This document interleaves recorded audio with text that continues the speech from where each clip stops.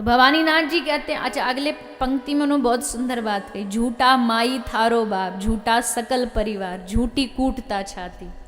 इस पे एक पूज्यपाद प्रातस्मरणीय श्री रामायणी जी, पूज्यपाद राजेश्वर रामायणी जी, वो एक भाव सुनाते थे।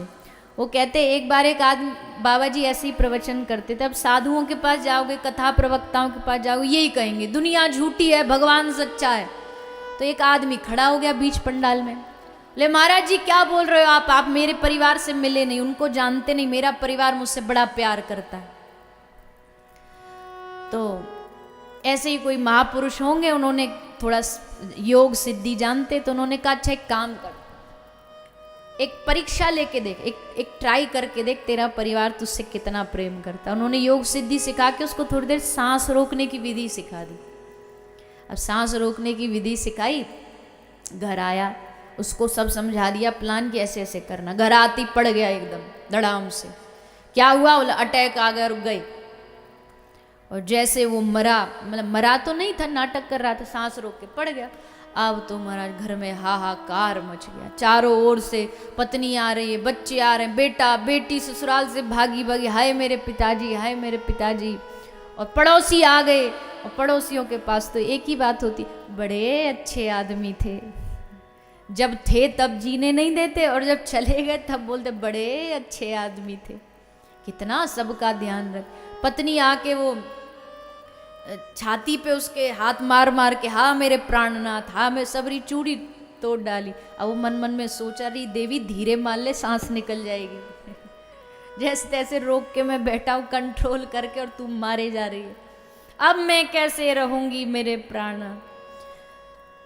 तो तभी वो महाराज जी की एंट्री हुई, जिन्होंने पूरा प्लान बनाया था। वो आ गए, महाराज जी ने कहा जय सिया राम, जय सिया राम। तो सबका ध्यान गया, बोले क्या हुआ बालक, बोले महाराज जी ये चले गए। महाराज जी अब हम कैसे जिएंगे, परिवार कैसे चले। महाराज जी बोले कोई बात नहीं, हमारे पास सल्यूशन है, उपाय है। उन्होंने एक कटोरा निकाला, उसमें थोड़ा दूध डाला, और कहा जो इस दूध को पिएगा, जो भी घर परिवार जो ये जितने लोग खड़े, दूध पी लो, इसको पीते ही ये मरे हुए जिंदा हो जाएंगे, खड़े हो जाएंगे, राम राम करते हो। सब बोले हम, हाँ हम पी लेंगे, हम पी लेंगे। बोले पहले पूरी बात सुनो, जो इस कटोरे के दूध को पिएगा ये तो जिंदा हो जाएंगे, पर जो पिएगा उसकी टिकट कट जाएगी। अब बताओ कौन पिएगा।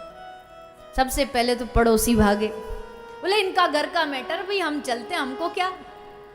सबसे पहले तो वो भागे, पड़ोसियों का काम खत्म। बेटा बोला अरे महाराज जी अब देखो इनको तो उम्र हो गई थी, जाना तो था ही, आज नहीं तो 2-4 साल बाद तो जाना था, हम तो भैया बालक बच्चे अभी छोटे। पत्नी तो बड़ी चूड़ी तोड़ तोड़ के कह रही थी प्राणनाथ प्राण, बोली अरे कहाँ, अभी तो छोटे छोटे पोता पोती है, बहू तो ख्याल करती नहीं, मैं ही रखती उनका ध्यान, तो मुझे तो ध्यान रखना पड़े। एक समझदार आदमी बोला बाबा आपके बाल बच्चे हैं कोई। बाबा बोले नहीं। पत्नी बोले नहीं। बाबा हम आपके लिए एक बढ़िया सी गांव में समाधि बनवा देंगे आपके नाम की, एक बढ़िया आश्रम बनवा देंगे, और आपके तो ना कोई आगे ना पीछे। सो बाबा महाराज आप ये दूध आप पी।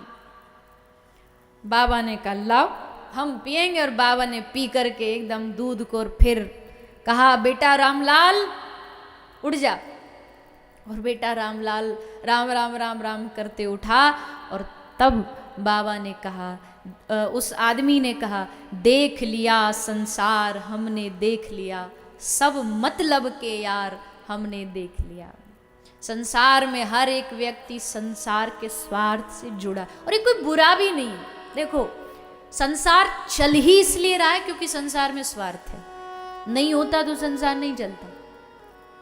ठीक है संसार में स्वार्थ था है, और मैं लाख प्रवचन दे लूं तो भी रहेगा, कोई बात नहीं। बस ये ध्यान रखना चाहिए संसार के रिश्तों में स्वार्थ हो चल जाएगा, धन का स्वार्थ हो चल जाएगा, लेकिन 2 रिश्तों में स्वार्थ नहीं होना चाहिए। एक भक्त और भगवान का रिश्ता, एक गुरु और शिष्य का रिश्ता, इसमें स्वार्थ नहीं होना चाहिए। हम इतना स्वार्थ में डूब गए कि हमने इन दोनों रिश्तों में भी स्वार्थ घुसा दिया।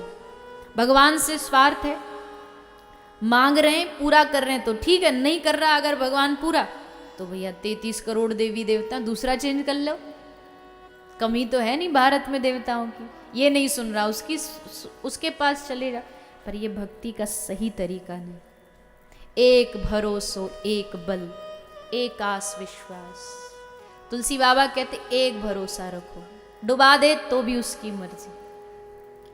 मुझे तैरने दे या बहना सिखा दे, मुझे अपनी रजा में तू रहना सिखा दे। अपनी मर्जी में रहना, उसकी जो मर्जी हो। वो चाहता है, अगर मैं किसी बुरी परिस्थिति में भी हूं तो इसका मतलब वो चाहता है मुझे इस परिस्थिति में देखना। तो मैं क्यों उससे कहूं कि परिस्थिति बदल दे मेरी? तू जाने, तुझे अच्छा लग रहा है इस परिस्थिति में तो रख,